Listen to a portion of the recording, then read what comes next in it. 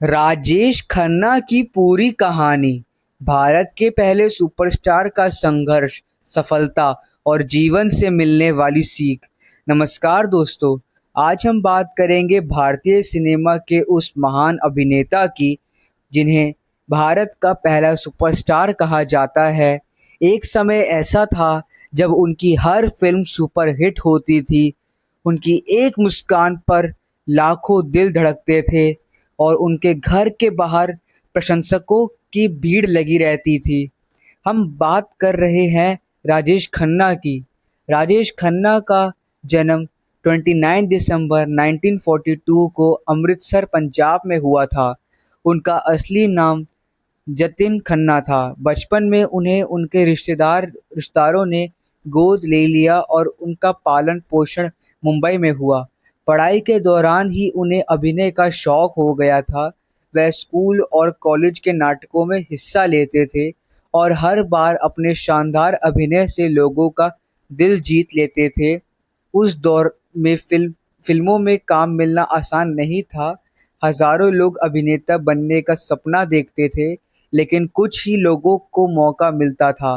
राजेश खन्ना ने भी कई संघर्ष किए।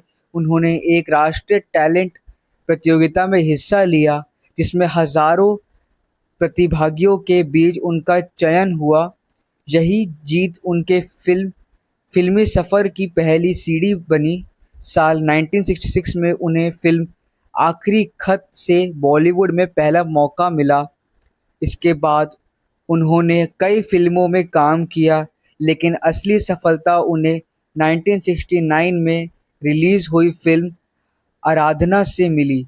इस फिल्म में उन्हें रातों रात सुपरस्टार बना दिया। इसके बाद उनका ऐसा दौर शुरू हुआ जो भारतीय सिनेमा के इतिहास में आज भी याद किया जाता है। राजेश खन्ना ने लगातार कई सुपरहिट फिल्में दी।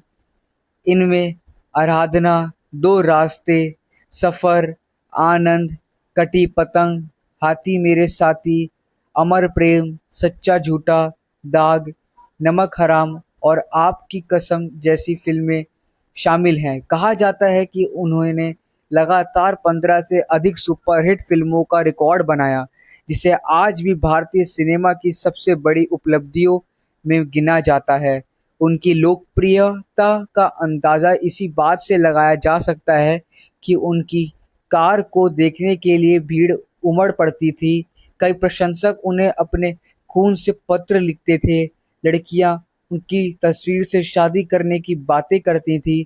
उनके बंगले आशीर्वाद के बाहर हर दिन सैकड़ों लोग सिर्फ उनकी एक झलक पाने के लिए खड़े रहते थे।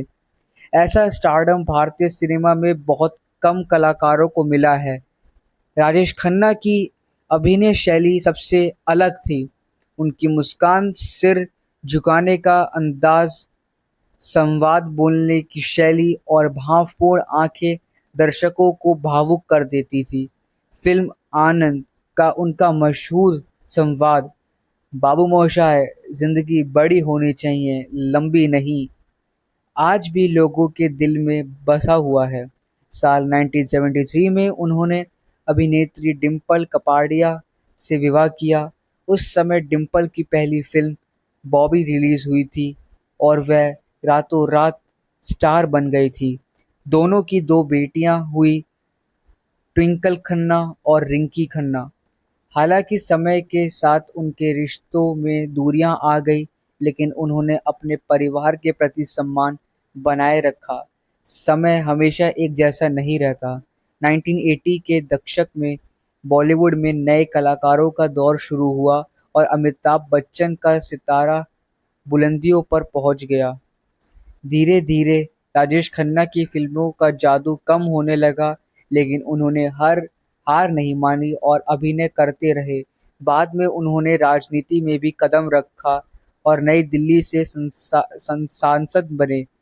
राजेश खन्ना को उनके शानदार अभिनय के लिए कई सम्मान मिले। भारतीय सिनेमा में उनके योगदान को हमेशा याद किया जाएगा। आज भी उन्हें भारत का पहला सुपरस्टार कहा जाता है और उनकी फिल्में नई पीढ़ी बड़े शौक से देखती है। 18 जुलाई 2012 को लंबे समय तक बीमार रहने के बाद राजेश खन्ना ने इस दुनिया को अलविदा कह दिया। उनके निधन की खबर सुनकर पूरे देश में शोक की लहर दौड़ गई। लाखों प्रशंसकों ने नम आंखों से अपने प्रिय सुपरस्टार को अंतिम विदाई दी।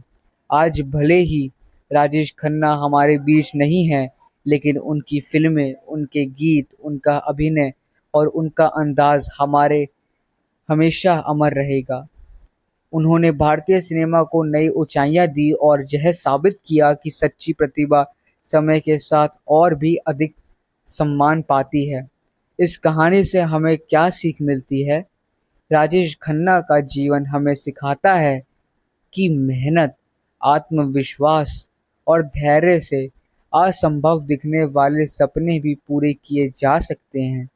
एक साधारण युवक से भारत का पहला सुपरस्टार बनने तक का उनका सफ़र इस बात का प्रमाण है कि लगातार प्रयास करने वाले व्यक्ति एक दिन इतिहास रच सकता है। उनकी कहानी यह भी सिखाती है कि सफलता हमेशा स्थायी नहीं होती, इसलिए सफलता मिलने पर विनम्र रहना चाहिए और कठिन समय आने पर कभी हार नहीं माननी चाहिए। जीवन में प्रसिद्धि और धन से अधिक महत्वपूर्ण अच्छे रिश्ते, सादगी और इंसानियत होती है। यही कारण है कि राजेश खन्ना आज भी केवल एक महान अभिनेता नहीं, बल्कि संघर्ष, सफलता और जीवन के अनमोल सबक देने वाले व्यक्तित्व के रूप में हमेशा याद किए जाते हैं। दोस्तों, अगर आपको यह वीडियो अच्छी लगी हो, चैनल को लाइक, शेयर, सब्सक्राइब ज़रूर कीजिएगा।